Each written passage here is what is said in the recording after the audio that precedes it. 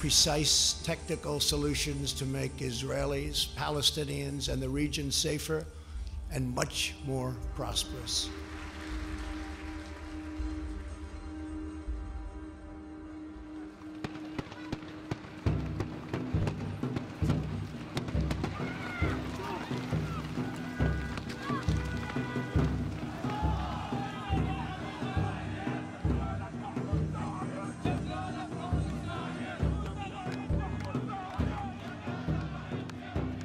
This deal is not a deal for peace or a peace plan.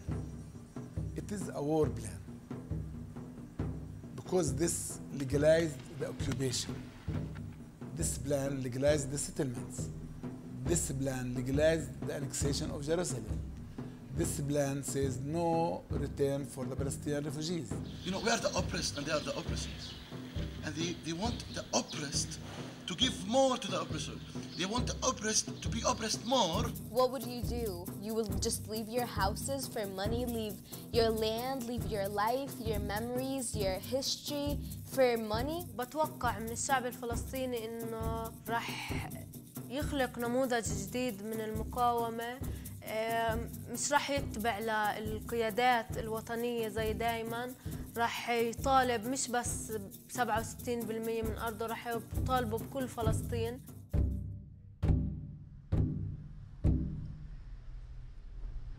The deal of the century, the Trump so-called peace plan, which the Israelis and the United States of America claim will bring peace to the Middle East, but the Palestinians outright reject and say is an attack on their national identity as well as their land. I'm ROBERT INLAKESH, and I've come here to occupied Palestine to investigate what the so-called deal of the century means for the Palestinian people and the future of Palestine.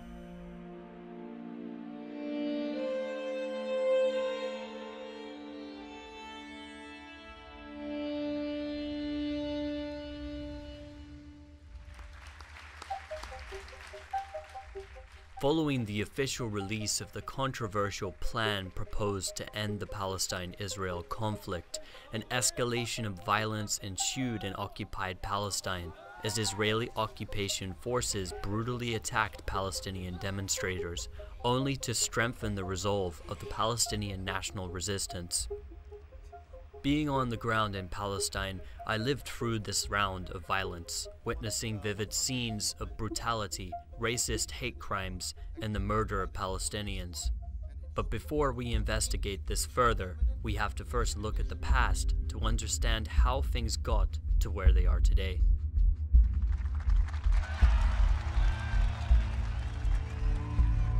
The peace process between Palestinians and Israelis, as it is often referred to, was officially initiated with the signing of the Oslo Accords in 1993.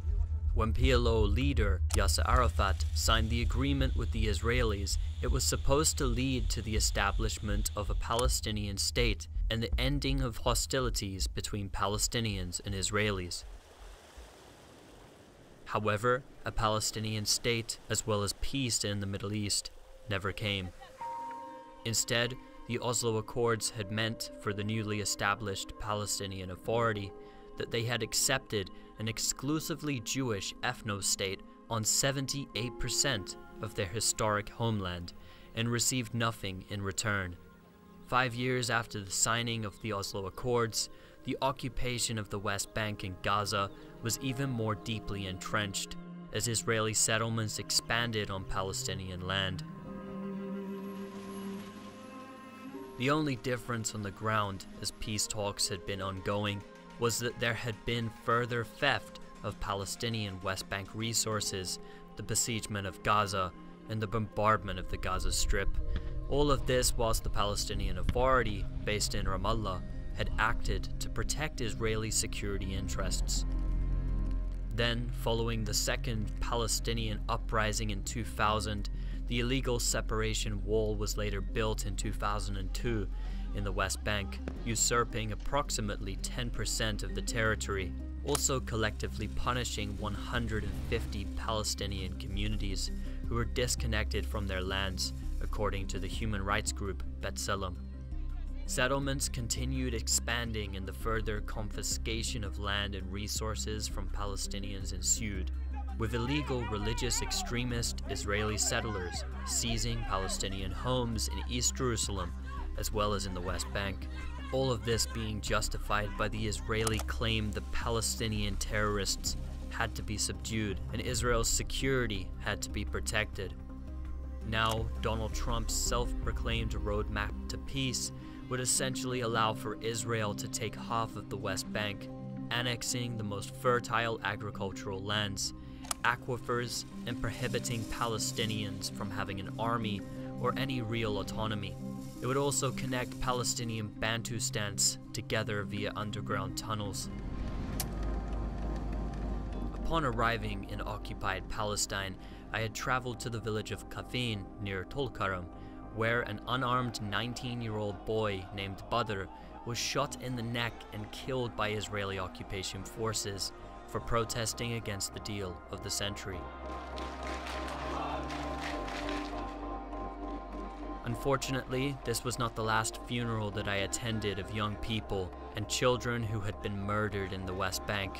However, they all resembled each other roughly. Palestinian family members grieving, the look of disbelief on a broken mother's face, and the cries from the village for a day where the martyrdom of their brother or sister will enable a free Jerusalem al-Quds, a belief that gives meaning to the life of those martyred. Al-Quds is at the heart of every Palestinian. It is holy to both Muslim and Christian Palestinians who are currently unable to visit if they live in the West Bank, Gaza Strip, or Palestinian diaspora. The international consensus for a solution to the Israel-Palestine conflict states that East Jerusalem is to be the capital of the future Palestinian state. This, however, is not what is being allocated to the Palestinians under the Trump-Netanyahu vision. Instead, they are confining the capital of the Palestinian people to outside the separation walls of Jerusalem al-Quds. I'm standing here in Abu Dis, the proposed capital for the Palestinian people. And of course, Abu Dis here is a suburb just outside of mainland Jerusalem, al-Quds. And what we see here in Abu Dis is the apartheid system in the West Bank at its most clearest. We see over here behind us Palestinian villages, Jerusalemites, separated from their brethren and their lands on the other side of the wall over here. People who have been separated so that they cannot see their family members, that they cannot come and farm their lands, and of course separated by this wall. If this was to be accepted as the capital of Palestine, that would mean not only would it be this little slither of land, which would not include the old city of Jerusalem al-Quds, but it means that it will be a symbol of the oppression of the Palestinian people. And for them to live like this, seeing every single day what could have been, and Jerusalem al-Quds with Masjid al-Aqsa and the Dome of the Rocks in the background, is utter pain and struggle.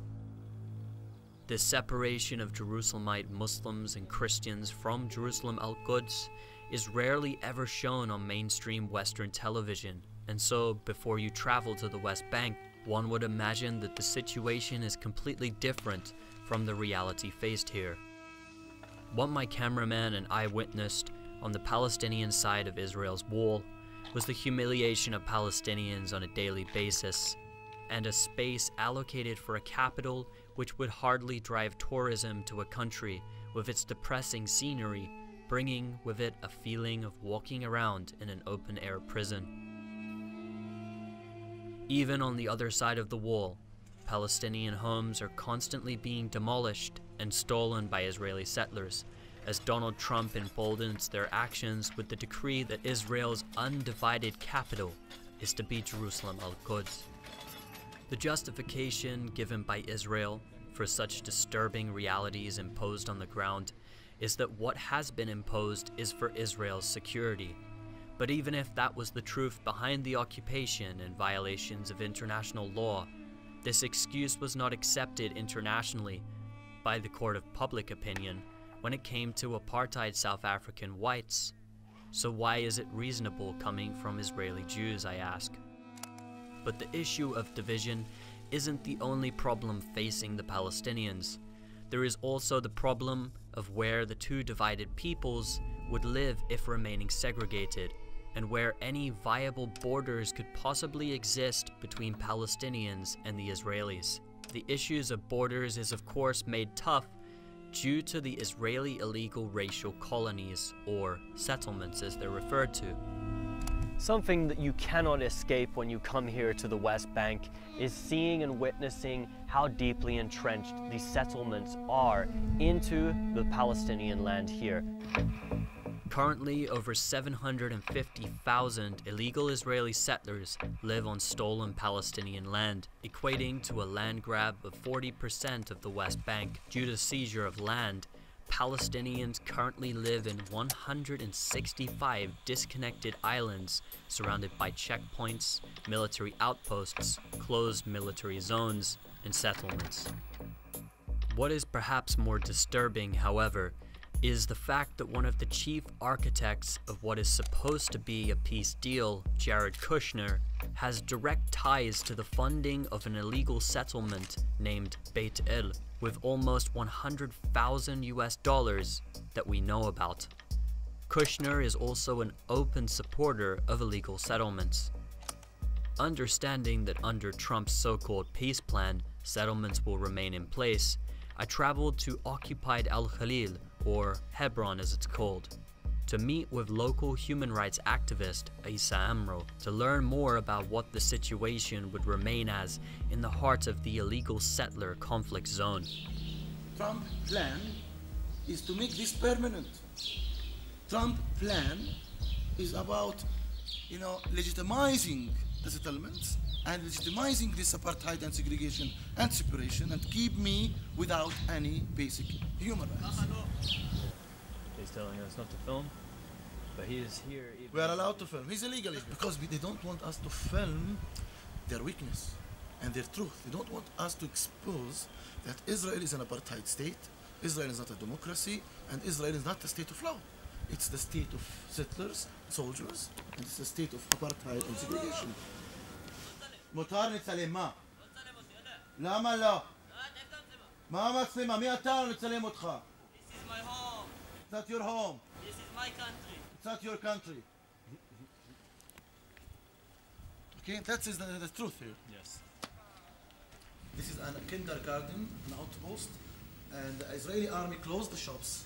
This used to be the gold market. Yeah. Now it's their rubbish here. They broke into the shops, they stole it, and they occupied the rooftops, to make it comfortable for the Israeli settlers. A welfare life for the settlers on the expense of our basic here. So the street is closed. All the shops are closed by military orders and marked as closed shops. Look, it's marked, sealed, welded as a closed shop. It was closed first 1994 after the Ibrahim Mosque massacre. And what justification do they give? Why do they say they have to be closed? Do they give you a justification for closing it? Always, the false justification is security. The main reason for it, it's about confiscation and to have the Arab-free zone here. Closing the city center. It's the hub of the city, It's the heart of the city. They closed it and they control it and they drive here. We are not allowed to drive. We are not allowed to drive in our own streets. Our shops are closed. Our houses became empty. They changed the names of the streets from Palestinian Arabic name to an Israeli Hebrew names. The road signs are only in English and Hebrew. Israeli flags here, they are taking our identity as Palestinian identity. And this system right here with the shops closed and everything happening, under Trump's plan, this would remain closed? It will remain closed. They didn't touch it. They didn't talk about it. The main entrance to the family is closed. The main road is closed. And we are using the fields to reach the house here. And the family is separated and isolated alone. And the army is occupying the roof. They have a military post on the roof. The family is not allowed to go to the roof. Yeah. And they are locked inside the house. And from time to time, the settlers come to the roof, throw stones, throw rocks, throw rubbish to the family without any help. Not only that, Palestinian ambulance is not allowed to reach here without a special coordination. So you skip all the emergency cases. So you are not only sieged by the army and the soldiers, you are sieged from any kind of basic human rights. We continued to film until we reached a military outpost, where we were at first instructed at gunpoint to go back because Palestinians could not walk on the Jewish-only street there. So we filmed secretly as I asked the soldier present why Isa and my cameraman Hamdi were not able to walk on the road. You want to know the answer?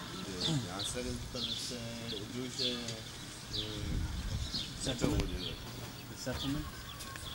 But okay, so if it belongs only to Jews, then is this not racism? This is illegal settlements under international law. They take this. Why not one person, one vote? Why not equal rights? Because this here is like in apartheid South Africa.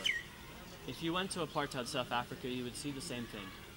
And so this is racism. And racism doesn't change depending upon where you go because of security situation. It's racism. That's it. I understand what you're saying, but yesterday, the day before, they were trying to stab people in the... Stab, but you shoot. And you arrest children. It doesn't matter. Does that justify hurting them, killing them, I don't occupying them? Nobody hurt them. Crazy. The soldier I just engaged with refused to speak to me until I told him I was not a Palestinian. But many other soldiers had an even more negative attitude towards us, making it clear that Palestinians or any friends of Palestinians were not welcome. After witnessing the situation in Al Khalil, I then traveled to Ramallah in order to take part in protests rejecting the deal of the century.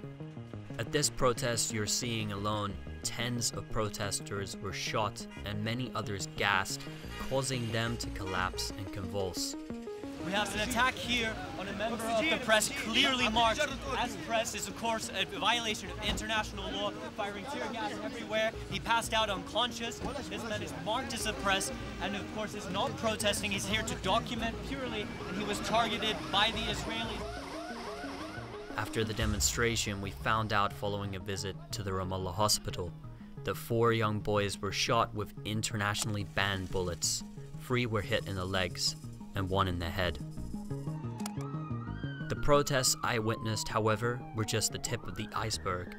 Other demonstrations were much more violent and led to the deaths of several young Palestinians.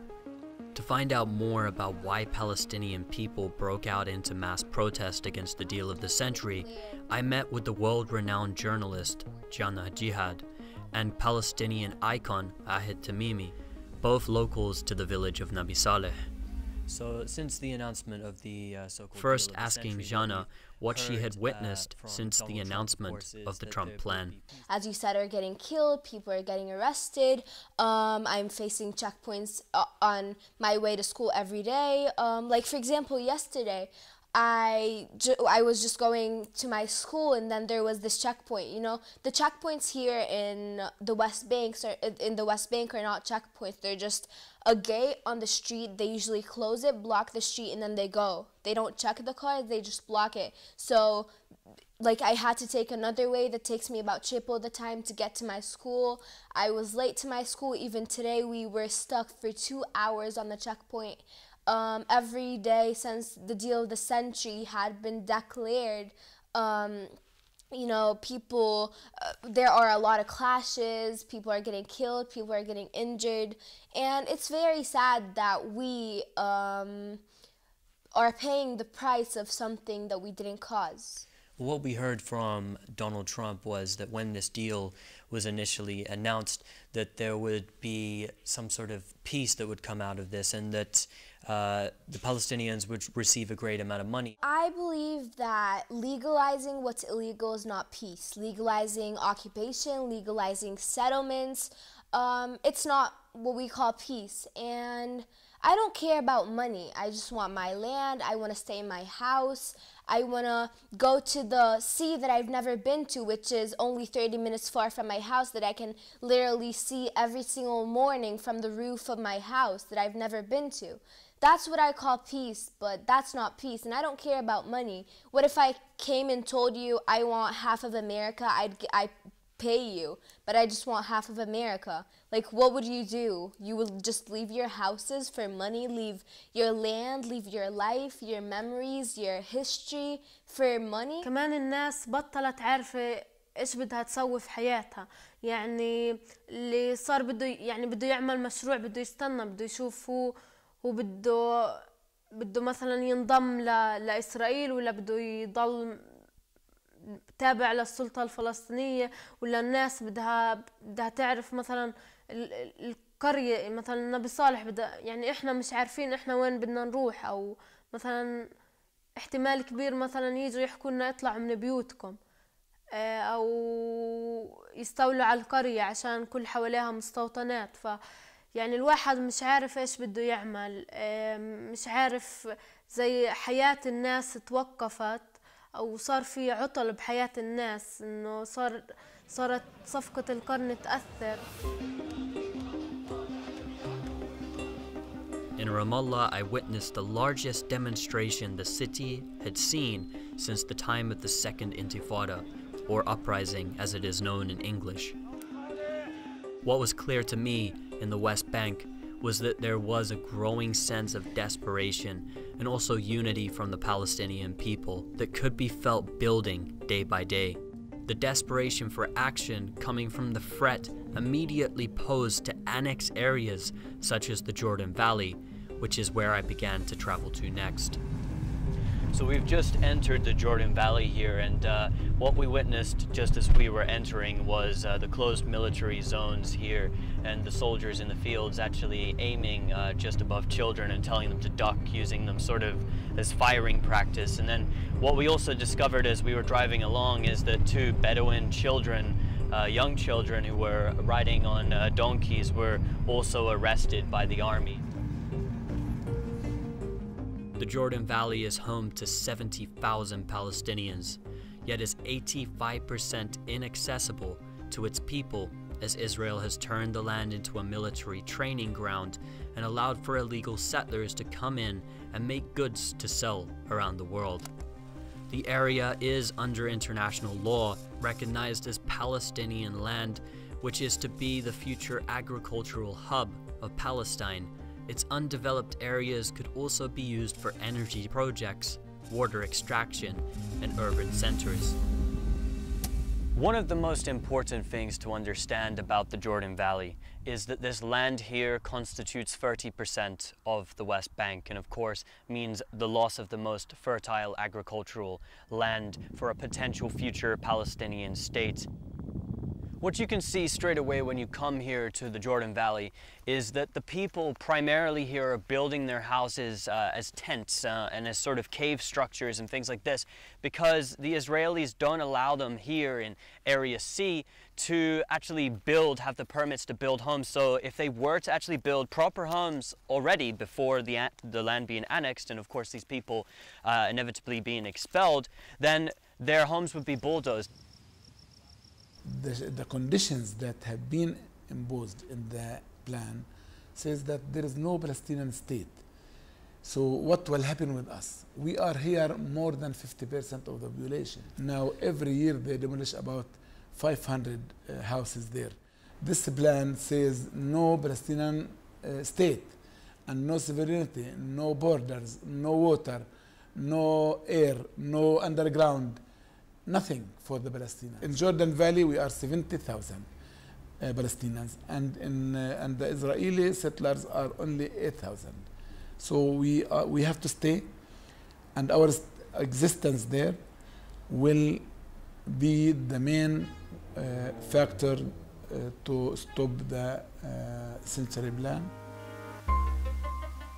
It was clear from even before US President Donald Trump, alongside Israeli Premier Benjamin Netanyahu, announced the details of the plan, that the Israeli regime sought to annex the Jordan Valley, northern Dead Sea, and illegal settlements, throwing away all the progress of work done since 1988 between Palestinians and Israelis.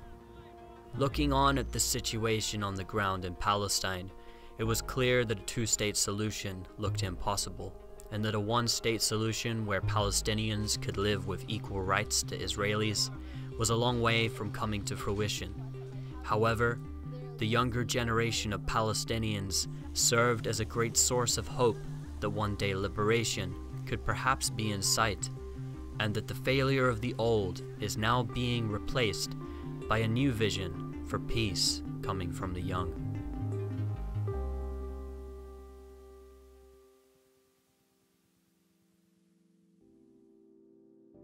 How are you gonna take away Al-Aqsa? This is where we pray, and you cannot disrupt us. Please stay away.